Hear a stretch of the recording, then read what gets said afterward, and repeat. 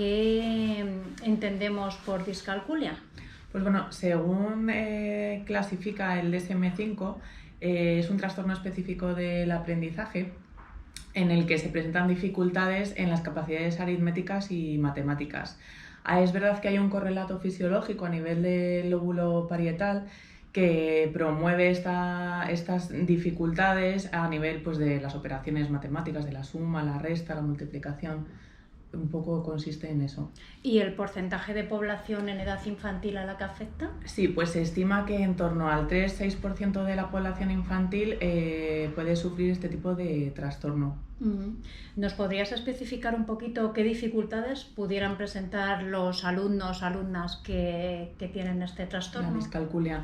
Sí, pues los alumnos no tienen por qué presentar toda esta sintomatología, pero sí que es verdad que se ha observado que tienen dificultades a la hora de transcribir los números. Puede haber también una escritura en espejo de esos mismos números. Tienen muchas dificultades a nivel de cálculo mental, de trabajar con las variables y unidades de medida. Tienen dificultades también para calcular el sentido del orden. No saben que el valor del número cambia si está en una determinada posición. Y aunque a través de las diferentes etapas educativas se ven diferentes síntomas, porque va evolucionando, sí que es verdad que, por ejemplo, en la ESO y en bachillerato, que es más el campo que nos ocupa, existen dificultades para trabajar sobre todo con unidades de medida y variables diferentes. Les cuesta aplicar esas medidas en el día a día, en tener esa competencia matemática a la hora de calcular lo que le tienen que devolver, si hace una compra. Bueno, y también, por ejemplo, a nivel de traducir y trabajar con gráficas, con mapas, todo ese tipo de cosas les suelen costar mucho. Qué interesante lo que nos dices y que haya mucha diferencia entre la etapa de primaria y la de secundaria y bachillerato, ¿no?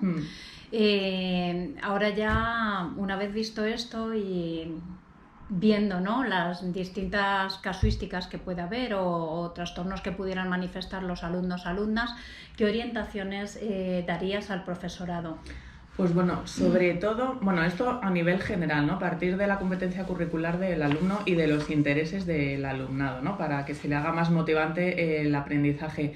Pero sobre todo lo que se recomienda con alumnos que tienen discalculia es trabajar mucho a nivel manipulativo y visual. Manipulativo a lo mejor en eso ya no es tan frecuente por los materiales que se utilizan, pero sí lo visual, a dibujar el problema matemático que le están pidiendo, dibujarlo, ¿vale? Y también una de las cosas que funciona muy bien es una libreta de autoinstrucciones. Esto es que en una página, que utilicen una pequeña libreta y cada procedimiento lo plasmen en 5 pasos en una hoja, ¿vale? El procedimiento general sería, pues por ejemplo, 1, leo 2 veces el enunciado. 2, subrayo las cifras importantes en verde, los datos más significativos en rojo y utilizo otro color para el resultado que me está pidiendo.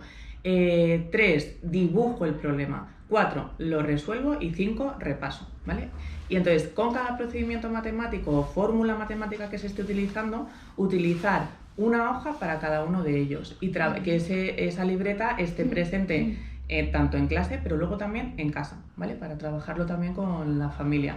Muy bien. En relación a las instrucciones de 12 de diciembre de 2014, hay una serie de adaptaciones que se podrían hacer a nivel de evaluación, ¿verdad? Eso es, sí. ¿Cuáles son estas? Pues para todos los alumnos en general que tengan algún trastorno específico del aprendizaje, se pueden adaptar la evaluación en el sentido de dar un mayor tiempo. Por ejemplo, a los alumnos con discalculia también se les puede facilitar el tener una calculadora, pero todo esto pactado con el alumno previamente, porque hay algunos de ellos que no se quieren significar, ¿no?, en ese sentido. Repasar con el alumno, por ejemplo, para ver que ha contestado a todas las preguntas y utilizar, por ejemplo, hoja cuadriculada, ¿vale? Para favorecer que un acote de espacio y que puedan poner cada una de las operaciones que tengan que realizar de manera ordenada, ¿vale? Para que no se confundan luego, porque eso también es otra de las sintomatologías, ¿no? Que no alinean bien a lo mejor las operaciones y por eso se confunden, no porque no lo sepan hacer, sino porque no alinean bien cada una de las unidades.